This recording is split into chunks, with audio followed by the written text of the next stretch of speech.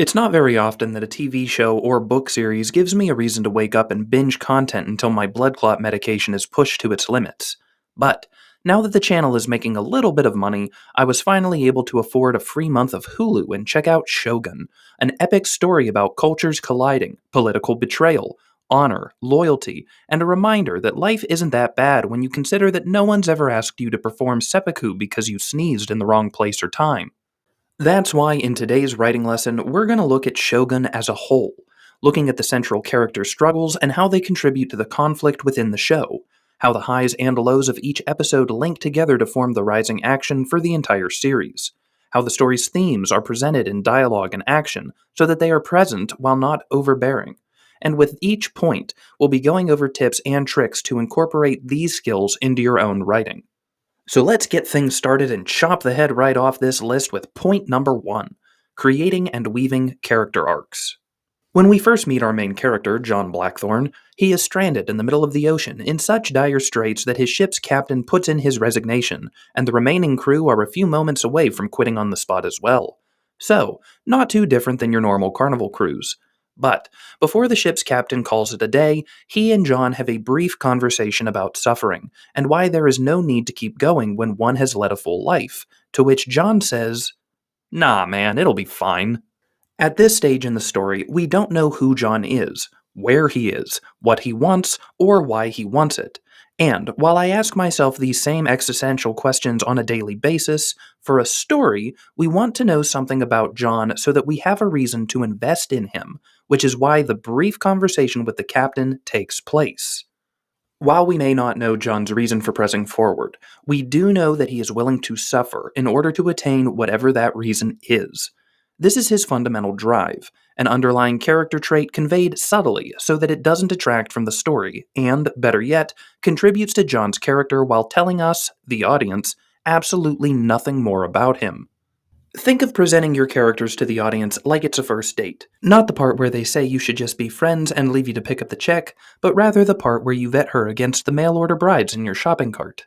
You don't want to come right out and say that you're a janitor making YouTube videos as a side hustle, because then the girls you meet are going to say to themselves, "This guy's going to be making bank here in a few months." Instead, you want to attract as many people as possible without giving away any critical information about your characters to maximize interest while minimizing gold diggers. It seems counterintuitive, but if you don't believe me, look up the Tinder swindler. I bet he'd write one hell of a story. We see a similar approach to character reveals for Mariko and Lord Toranaga. We don't necessarily know what they want or the kind of person they are, but we do see that they are in a predicament. Right off the bat, we don't know if Toranaga is a good leader, but we do know he's managed to tick off 4 grumpy old men. In Mariko's case, we know that she has been through some trauma akin to having your husband and son made into ashy Christmas presents, but we don't know what that parallel is yet. All we really know going into this story is that all 3 characters are staring down the barrel of some life-threatening doozies, and, since we're watching a story, these 3 doozies are more than likely going to cross paths. So how do we do that? How do we take 3 separate character paths and braid them together into one compelling story? If you've ever made a house of cards or gone out drinking with your friends, then you understand the fundamental concept of a character weave. Each card depends on the weight of the other card to hold it upright. Each flawed friend depends on the other flawed friend for emotional support. While the balance is precarious, it is also intricate because too much wind or too much bottled up depression and the whole thing goes to hell. But it is precisely because of that delicate balance that we admire good friends or a dope house of cards. For storytelling, we need our characters to need one another in order to get what they want. John wants his ship and his crew, but to get it, he needs to befriend Toranaga. Toranaga wants an advantage over the Japanese council, but to get it, he needs John and Mariko's help. John would also like Mariko's help, if you know what I'm saying, but this want contradicts Toranaga's plan for Mariko as a self-stabbing ace in the hole.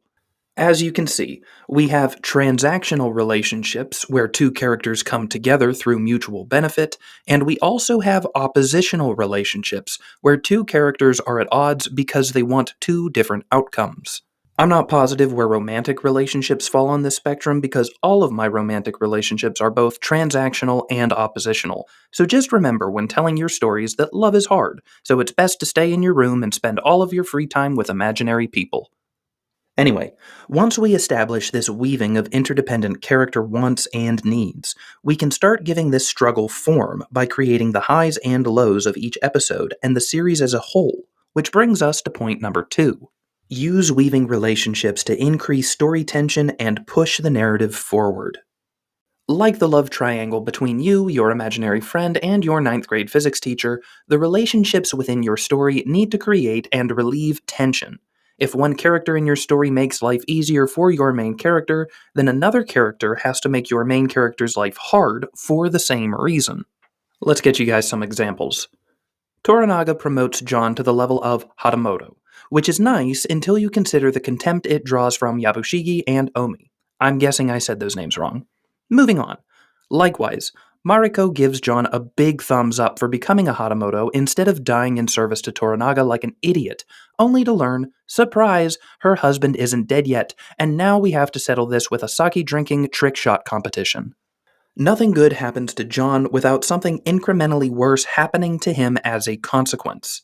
Anything good that happens to your main character should backfire, while simultaneously getting them a little closer to what they ultimately need and taking them further away from what they want. Now, what the hell am I talking about? So, a character want is something external that your hero is pursuing.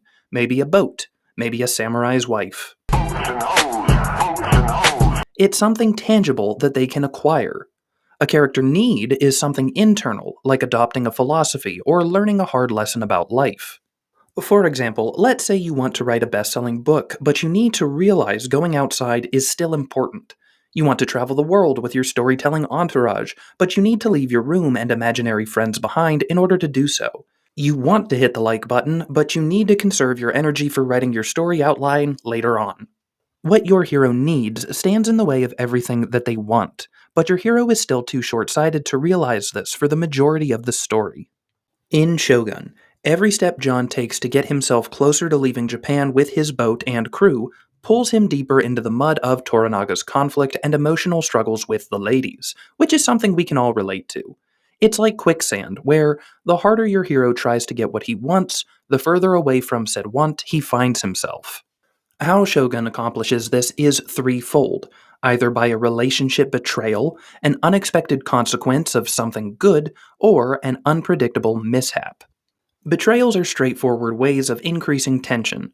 Yabushigi is playing both sides of the conflict, and his flip-flopping often results in the rekindling of a scene or episode's conflict, where, had he just kept his damn hands to himself, everything would go along just fine for Toranaga, Mariko, and John.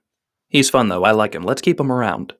Unintended consequences are, as previously stated, a promotion at work or a romantic night with your coworker in the wake of her husband's death, which result in someone being less than happy you're still alive. This is that old saying that success breeds contempt, or it's not enough to succeed, others must fail. This less than happiness jeopardizes your hero's life or progress in attaining their want as, when John becomes Hatamoto, Omi and Yabushigi attempt to undermine him. Or, when John shows Mariko what Englishmen can provide Japan, Bontero ruins a perfectly good fence post in retaliation. Finally, and my least favorite, are unpredictable mishaps. These rises in tension don't necessarily have to involve another character, as we can see when an earthquake takes out half of Toranaga's troops.